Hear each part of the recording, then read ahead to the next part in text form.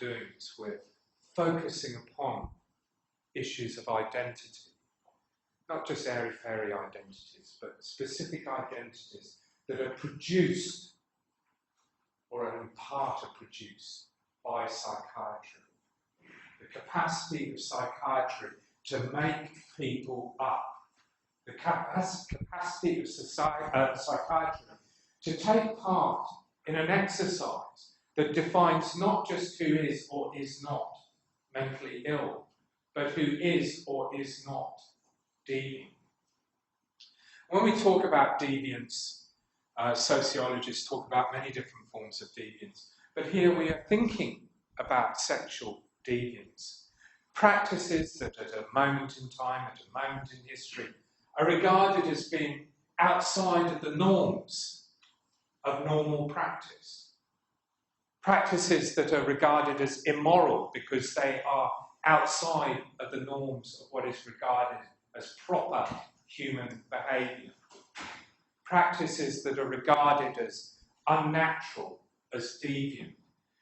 Therefore, as soon as you bring psychiatry into the equation, and psychiatry starts discussing what is and isn't normal behaviour based upon our mind, based upon the way our brain works, it immediately takes on the ability to take part in deciding where those boundaries are between the normal and the deviant. So psychiatry itself, along with other institutions, the law would be another one, but psychiatry takes on this capacity of being able to inform society, inform culture about who is or is not deviant, and is then able to pathologise the behaviour as deviant, as being a product of abnormal functioning within the brain, for whatever cause. Now, as I say, today we're focusing in particular upon masturbation, which has had a very interesting trajectory in terms of its relationship with society, with morality, and with psychiatry as well. I should point out as well that we've got a lecture coming up on the Diagnostic and Statistical Manual. A lecture which will, because we're talking about the history of that book, that piece of technology, will inevitably have to deal with the issue of homosexuality. Because as many of you will know, for a period of the 19th and 20th century, homosexuality was described, believed to be by many people as sexual deviance, abnormal behaviour, something that was pathologized. And so within psychiatry itself, during the 1960s, we see attempts to cure people that suffer from homosexuality. We see it in the Diagnostic and Statistical Manual as a disease, a mental disease that is open to cure, open to diagnosis, open to cure by psychiatrists. And clearly the battles that were fought, that we'll look at in the late 1960s, when, along with other civil rights movements, we saw the emergence of a gay rights movement, the Stonewall movement in particular, campaigned vigorously against the psychiatrists and their pathologisation of homosexuality. So, we've got the limited focus today on masturbation, but we're looking at other areas of sexual behaviour that are now regarded really as normal among the vast majority of people. Normal and even healthy. Let's start with the problem of masturbation. And let's start with a quote from the first of the theorists that I talked about, Peter Allen. I've got him here as the ghost of Foucault. So it's a very bad outline cutting job, but he's supposed to be looking ghostly, and he's got the typical. It's what philosophers do. They do that. Businessmen do that. Don't know what that says, but You see, look at the Financial Review. Every day there's a picture of a man in the game. Philosophers would do that. In fact, it's been very forceful. I put Foucault in there to illustrate these quotes from The Heinous Sin of Self-Pollution, Medicine, Morals and Masturbation, because I feel that Alan sees himself as working out of the Foucauldian corpus, as reflecting the great man's vision about sexuality and sex. So to some degree, I regard Peter Allen as being something of the ghost of Foucault. So what does the ghost of Foucault have to say? Notice how, again, I pointed this out before, he's aping the style of Foucault. No. Or at least he's aping the style of Foucault in translation, because obviously he hasn't chosen to write this piece in French, which is how best to ape the style of Foucault.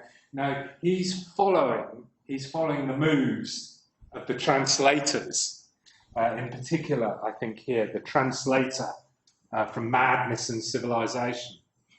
Even as plague faded away, Europe became traumatized by the fear of a new phenomenon that they were convinced gave rise to an almost endless number of psychological and moral evils.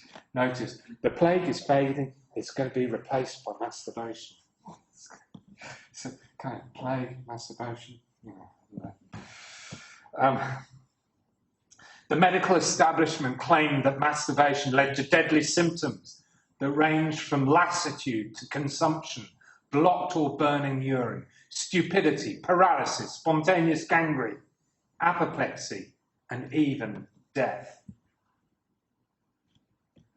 After having been diagnosed with masturbatory insanity, men and women by the dozen were locked away in mental asylums. By the dozen.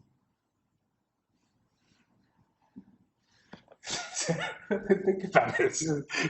The plague is the plague that in the 14th century killed a third of Europe.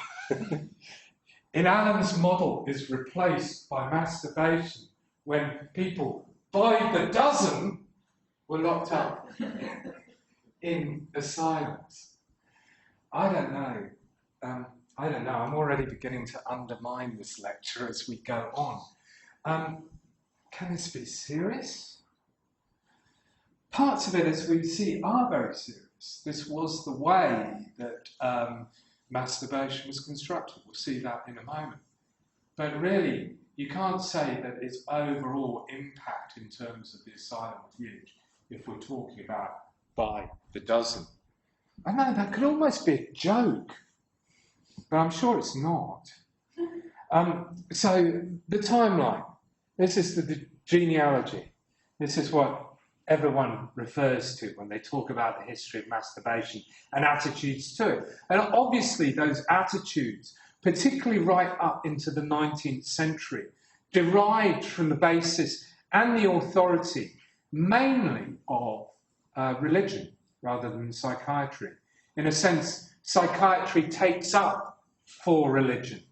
It uses religion as the rationale in terms of its early pathologization, but religion is a very important aspect of it. The point that everyone goes to usually in terms of talking about this genealogy, the Old Testament, Genesis 38, there he is, Onan's brother died, Hebrew law required he make his brother's wife pregnant. Instead, he spilled his seed on the ground, upon which God struck him dead.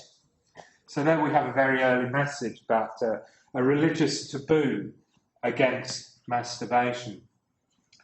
St. Augustine believed that it was a symptom of demons taking over the mind and memory. Unfortunate victims would be led down the path to hell.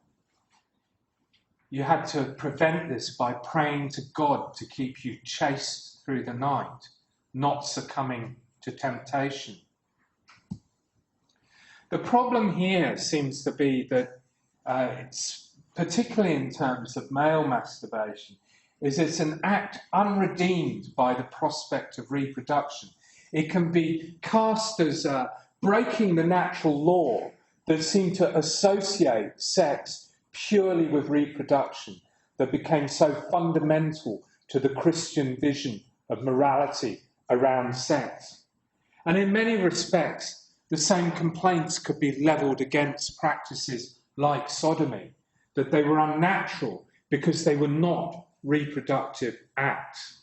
And of course, in the historical record, if you're reading documents from, say, the 18th or 19th century, and you see a reference to unnatural practices, it will usually be a reference to sodomy, which is regarded as being against nature. There was also the idea that as a practice, it could throw your body out of balance. Remember that older humoral model? It could put the body out of balance. As with all of these things, religion doesn't stay static. There is a Reformation, the rise of Protestantism. There is a Catholic counter-Reformation against that. There's the rise of various elements of new forms of Christianity that are personalised, that are about personal relationship with God. New forms of proselytization. So by the 18th century, we see the emergence of the evangelical movement that is very concerned to repress any form of sexual behaviour beyond reproduction, and do so on the basis of appealing to individual guilt and shame, because evangelical Christianity is a very individualised Christianity. Unlike the older forms of Catholicism that seem to be as much about a relationship with a priest or a congregation, this is about a one-to-one relationship with God, not mediated by priests at all. And obviously within the Catholic model, you have confession with a priest who mediates with God over your sins. But in Protestantism, it is that you are directly talking with God and the man is talking back to you. It is a very personal relationship. So it's a very individualised form of repression. The key moment, I hate that word key. I know, we always talk about key. Keys, they unlock doors, they unlock problems, but we say key this, key stage, key that, key the other. I'll try and avoid that. The significant, the important moment in the medicalisation of masturbation was this text by Tissot, the 18th century medicalisation, on anemia, or the heinous sin of self-pollution, which created a sensation that really started creating masturbation as something that went beyond a moral problem, an individual problem, a problem that related to the soul and your salvation, to a problem that could be medicalised, a problem that not only endangered your soul, but endangered your physical well-being. So to ejaculate without intercourse would cause stunted growth, disorders of the penis and testes, gonorrhea, epilepsy, hysteria, consumption, and barrenness. And of course, on top of that, in Tissot's model, because he was a very religious man, he sees it as endangering the soul, but that is another issue aside from these medical issues. For Tissot, it's almost like masturbation is a succubus. Some of you will have seen that image of Fuseli's from the 1781 called The Nightmare, with a woman who's thrown back on the bed in a kind of almost ecstatic abandonment. And on her chest, there is this kind of demon succubus that is sucking out her soul. And by her, there's this ghostly figure of a horse's head, which is the nightmare. And it caused an absolute sensation, so connected with ideas about sex and repression, almost seems to anticipate newer ideas that are going to come a century later with people like Freud. I wish I had the image up there. But it also seems to be something that we can connect with this process. Now, masturbation as a form of succubus, sucking out the spirit, the soul of the individual, endangering both body and soul. If you've not seen the picture, go and look it up. Fuseli, the nightmare. There's to see that. Obviously, when Tissot wrote it, I can't give you the translation. It wasn't on Renania. That's the translation from the Swiss French. And from this point forwards, in terms of the medicalisation of masturbation, there was no looking back until people started questioning the danger that it put you in physically and mentally in the early 20th century. And to have a look at this, let's have a look at it. Now, history can be funny. Now, part of the humour of history, the reason that you will laugh at these things, is because of the disjunction between now, our current views, and the views of the past. It almost seems as if these individuals are clownish. I have to remind you that as you're tempted to giggle at the material that comes up, these people were deadly serious. They really believed what they were saying. We can laugh at it because we have the distance of history. We have an ironic position built upon a different idea, but still an idea that derives from medical models of the practices that we're talking about. It is irony, it is distance that creates this, that makes this funny. I don't think Howe, when he was writing, I think in the 1840s, I think it probably was, had any idea that anybody would end up laughing at him. Outside the medical profession, there are very few who ever get beneath the thin veneering to the rotten wood below. And he's a doctor, he's a psychiatrist, thus see the difference between the fictitious side of life and the real true life of suffering occasioned by ignorance and bad habits, which might easily be avoided by a little care. Married women and men too, of much experience, knew not the difference between temperance and excess until disordered nerves and feeble bodies compelled them to seek advice from parents and friends who had passed through the same trials and with similar experiences. We're all tempted by the pleasure, but it is a pleasure we must resist because it's not just going to endanger our soul, it's going to endanger our body. This is a quote that he says an older man has told him, a confession about health and morality. Doctor, I know now that if that operation had been performed when I was a boy and I had been told anything about the normal conditions of my genital organs, I would now be in good health. I would not now be dying from consumption. I blame it all on my parents. When I was a mere lad, I had every night a very painful erection, which kept me awake the best part of the night. Again and again I went to my father and begged him to tell me where to go for relief, but he only laughed and said it was all right.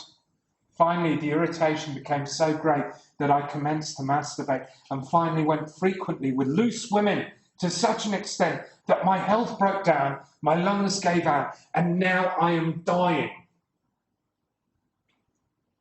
Go and laugh.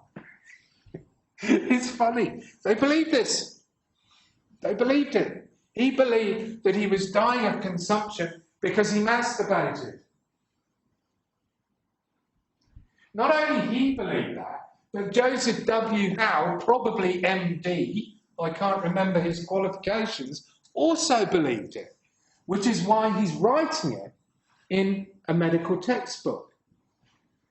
I find in these cases it's always good, for more laugh value, to go to our second witness. He often witnesses these things, John Harvey Kellogg of the cereal family, the man that brought you cornflakes and all of those other things, a man obsessed by health, internal health of the stomach, We've seen him before in that model, that psychosomatic model that sees the health of the stomach as being integral to the health of the mind.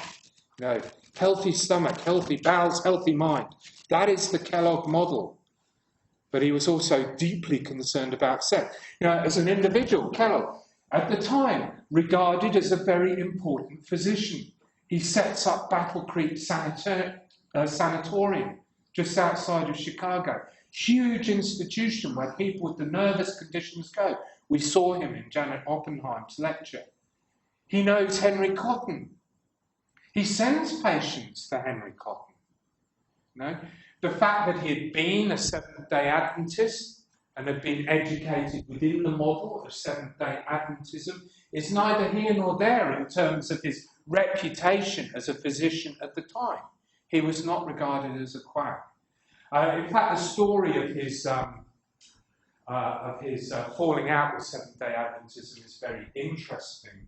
I can't really go into it in any detail, but basically, the woman that was seen as the prophetess of Seventh-day Adventism, I think she was called Ellen G. White, part of her visions had been visions of health, and the means to attain health was through hydropathy, the cold water cure, which we saw in the lecture on nerves and nervousness.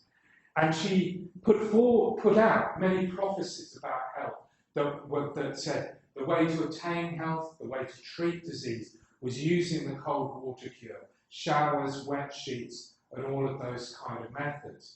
Now, Kellogg was sent away to university to study and was meant to come back to the Seventh-day Adventist to bring his learning back, and he was supposed to learn the basis of good therapeutics based upon the texts of the cold water cure that had been written by medical practitioners in the 1840s and 1850s. And what he discovered then was he discovered that the prophetess had actually plagiarized medical writers of the 1840s and 1850s. The principal foundation of Seventh-day Adventism had been revealed to him through his study of medicine to be, in effect, a plagiarist. You know, if you prophesy using cut and paste, your claims to prophecy are probably not that strong, and that was certainly the logic that Kellogg worked on. He remained deeply religious. He remained committed to many of those means of cure that he had learned and was going to carry out as a good Seventh-day Adventist doctor. But that emphasis upon the mind, body, nervous system was thoroughly integrated into his view, that psychosomatic body-mind working together for health or for illness was part and parcel of the way that he thought. And therefore, masturbation was an enormous threat to the health of the nerves within his model. More laughs. In solitude, he pollutes himself, and with his own hand blights all his prospects for both this world and the next. The habit is by no means confined to boys. Girls indulge in it, though it is to be hoped, he doesn't know, he's hoping, to a less fearful extent. And then quoting another physician, in my opinion, neither the plague, nor war, nor smallpox, nor similar diseases have produced results so disastrous to humanity as the pernicious habit of onanism. It is the destroying element of civilized societies. Yeah, Ramel. Sorry, would you classify Kellogg as a degenerationist, just for what he's saying? Yes, I would. I think that is very much part of his model. Now, he is operating out of the nervous model that we've looked at again and again and again. It's why he crops up in Janet Oppenheim's book a lot on shattered nerves. But definitely he is concerned about the degenerational possibilities. So, you know, when he quotes this, that generation, you know, when he's talking about the generation, when any of these guys are, they are talking about degeneration. So, yes, definitely, he is very firmly fixed in that worldview. Yeah, in Kellogg's model, he's so worried about this. Everybody is at it. boys are instructing boys, girls are instructing girls. Tea, coffee, alcohol stimulate you into a condition where you might want to. Constipation, piles, irritable bladder, fissure of anus, local uncleanness, pruritus of the genital organs. These can all lead to male and female masturbation, and masturbation leads on to other perversions. And here are his signs and symptoms, which to say that they're copious would be something of an understatement. General debility, early symptoms of consumption, premature and defective development, sudden change in disposition, lassitude, unnatural dullness in the eyes, sleeplessness, failure of mental capacity, fickleness, untrustworthiness, love of solitude, bashfulness, unnatural boldness, mock piety. It just goes on. Hysteria in females, chlorosis, which is one of those conditions that has disappeared, the green sickness, looking pale and wan, epileptic fits, wetting the bed, unchastity of speech. Just about every bloody human behaviour is described in this. And people had a vision of what they thought a great masturbator looked like. And that vision was of the degenerate. Here we go.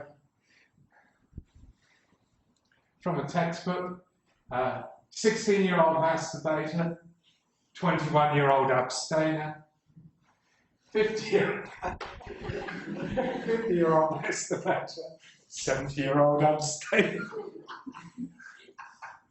Serious. Faces of masturbators. It's reflecting faces of degeneration. Here we go. The walking stick. Representing the debilitated state of the body from effects of onanism or self-pollution.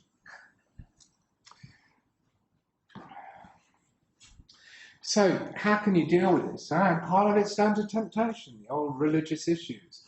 Its impact is going to have impact upon your nervous system and create all of these serious conditions.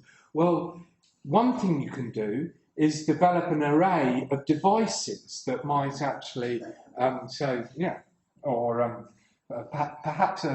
the men in the audience, think about it, even devices that will give you little electric shocks to prevent it. Here we have a kind of version of a chastity belt. Now, notice where I've got these images from. Welcome images. Welcome in, great resource. This is, I'm not infringing copyright. They've got a Creative Commons license, and I'm using all of these under their Creative Commons license. I dare say I should put that up, but yeah, educational purposes. Welcome, one of the primary private funding bodies of medicine, have a huge collection of artifacts from medicine's past. They've taken images of them and put them up online for us all to go and see. And you can go and type in masturbation and you will come out with these images. They're in a medical collection because these were regarded as medical devices. Quite clearly, a more sinister direction that this could go in was what Isaac Baker Brown, a medical practitioner in London during the 1870s and 1880s did. Neurologist, clitoridectomy.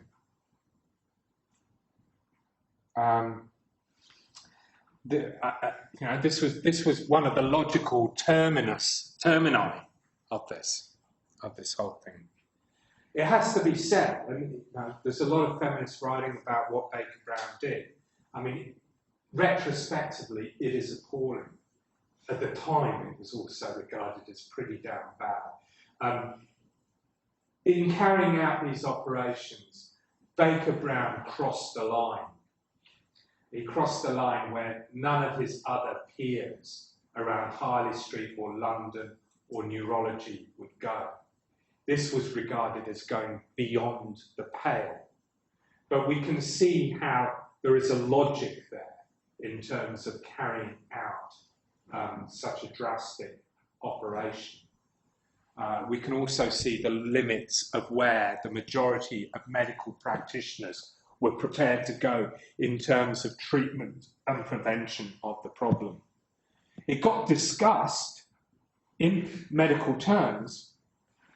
There's not a lot of discussion about the ethics of it when people are saying this is a bad idea, and quite a lot about its kind of physiological impact. And nevertheless, Baker-Brown's clitoridectomies were regarded as going too far by the majority of people. By the end of the 19th century, we're beginning to see slow changes, modifications made by early sexologists like Havelock Ellis and Kraft-Ebing, and also on the back of Freud's theories about development as well. Increasingly, it is becoming less pathologized in the way that we've seen on the slides before. Nevertheless, regarded as a potential problem, but not as physically damaging as what we've seen going before.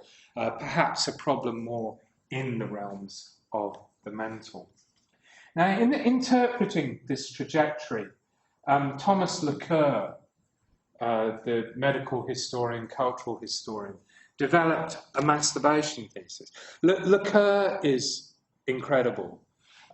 His book on sex and gender is an absolute classic of exploring how sex and gender were constructed. Those of you that have come across his work will know that he has a wider thesis about the nature of sex and gender. In particular, a thesis that looks at this transformation between the one sex to the two sex world, and how pleasure was removed from sex within this particular model. Now, I have to explain this in more detail. Some of you who've been on previous subjects of mine will have heard me talk about Laqueur's thesis of the one sex, two sex world. But basically, it integrates with a whole range of developments within the natural sciences. What he maintains is before the 18th century, women were perceived to be inferior versions of men, but still inferior versions. So, for example, if you look at the anatomical drawings, illustrations of Vesalius from the 16th century, you will see him counterposing a drawing of the anatomy of the penis against the anatomy of the vagina and the womb. And the way that he sets it up is it looks like the womb is an inversion of the penis, and that the ovaries are a sort of the women's version of the testes. So what women are inferior versions of men, but they're still deeply connected. And then from the 18th century onwards, we see that model breaking down so that we see a two-sex world emerging where men and women are seen as specifically different. Men and women are perceived to be different species, almost. This starts round about the time that Linnaeus drew up his taxonomy that relied particularly upon sexual differentiation. There's a whole range of things going on, particularly in evangelical religion, or in the way that society is becoming structured through a new division of labour, that seem to feed into developing this two-sex world where men and women are seen as being specifically different. And in that older model, the notion of reproduction involved the idea that male seed would mix with female seed, and that is what would create conception. The idea of there being semen and eggs was completely foreign. It was kind of like an equal commingling, mixing. And then from the 18th century onwards, there is this conception that develops of this fundamental difference of reproduction that's very, very different to that earlier model. Part and parcel of that was the way that increasingly pleasure was removed from sex. It was widely believed right the way into the 18th century that if a woman did not experience orgasm during sex, she would not conceive. So pleasure was fundamental to the reproductive act. And during the 18th century, we see sex becoming divorced from the notion of pleasure, till we end up in the Victorian era, where the idea that women might experience pleasure in sex is frowned upon and even pathologised as being against the norm, being a deviation, a deviance. And it's into this wider model that he slots the problems with masturbation. And for him, it's excessive in an increasingly discrete world, a world where the public and the private are becoming hugely separated. The public sphere where the man roams, the private domestic sphere of the women that we talked about in the previous lecture. Secretive in the time of public discourse, wasteful at a time when the health of the individual was increasingly linked to the health of the body of society at large. For him, discourses surrounding masturbation are a central part of the creation of the modern self in the Victorian era. Let's just briefly have a look at the nitty-gritty, the places where masturbation is actually perceived to be a threat not just to the general health of the body, but to have actually caused mental illness and to have caused confinement, to become some of those dozens of people. From quite an early point, for example, if we look at Esquirol's mental maladies, we see this process beginning to occur. We can have a look at the tables that he presents in his work, where he compares his public work with his private work. And we can see here that in terms of the Salpêtrière, for example, he's placing as one of the causes 10 out of 264, so definitely dozens, but that's still statistically significant. It's seen as one of the causes of confinement. And so I'm not sure what's going on. I can't remember what was going on the public side of things, but we can see it appearing as a cause within Esquirol's model. Here we have a look at David Skay's rational and practical classification of insanity. And again, if you go down the list, you can see all sorts of sexual behaviours that are being constructed as being deviant or as being psychiatrically damaging. So just having a look at that list, which starts off with idiocy, imbecility, epilepsy, mania. And then we get to satyriasis, nymphomania, sexual mania, mania of pregnancy. Going down the list, what else have we got there? A lot of that does actually... I wonder what metastatic mania was. That'd be quite interesting. But again, we can see that to some degree, I missed it at the top. Mania of masturbation and mania of pubescence closely connected to each other. I love the fact that there are so many Batties involved in this story. It seems apt to find an alienist called John Batty Tuke. Look at that. He's a Batty and he's a Tuke. You remember the Tukes? They were the York Retreat Quakers, and he was from that family. John Batty Tuke, A Pathological Classification of Mental Disease from the Journal of Mental Science. Brain lesions are more the result of perverted action, even as the atrophy of muscles is dependent on non-action or hypertrophy.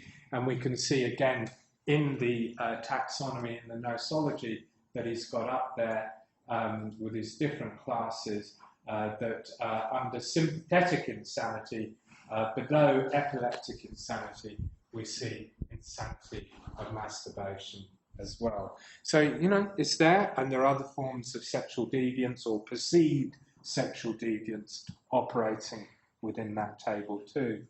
I got this out of, you know, there we see the old Kew Asylum, Willsmere, now the block of apartments, brooding over the city, brooding over the Yarra and the Merry Creek there, very soon after it had been opened. And this work was part of a PhD that was produced at the University of Melbourne. And if you have a look at this table, masturbation is included, but there aren't many people in under it. So let's see, hysteria, hypochondria.